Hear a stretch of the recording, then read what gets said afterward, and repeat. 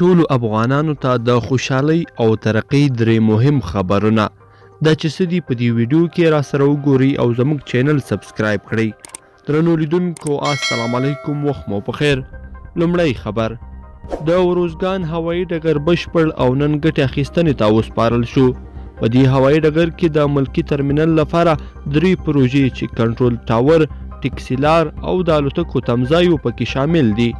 د 84 میلیونه افغانیو په لګښت په څه باندې یو کال کې جوړ او نن ګټې اخیستنې ته رسمن وسپارل شو.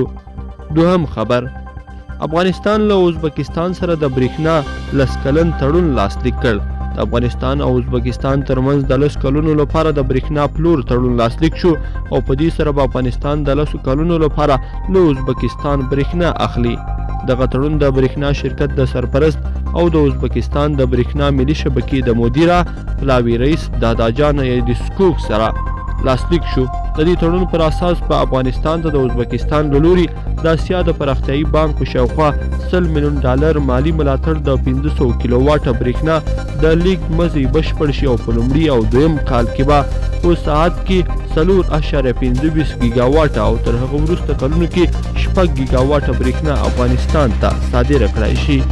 دریم خبر، د 14,000 ښوونکو د ګمارنې لړۍ پیل شوه.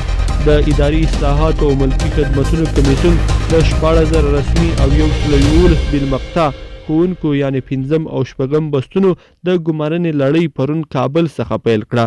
په دې پروسه کې به یادو بستونو د هیواد 14 ولایتونو کې ښوونکي وګمارل شي چې پرون یې پیل له کابل څخه وشو او د دغو بستونو 3% معلولیت لرونکو کسانو ته ځانګړي شوي دي.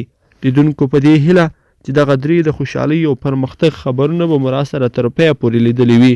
که مو دا ویډیو خوښه شوې ویډیو لایک کړئ د سره او چینل در سره ضرور سبسکرایب کړئ. تر بلې ویډیو پورې ښه وخت.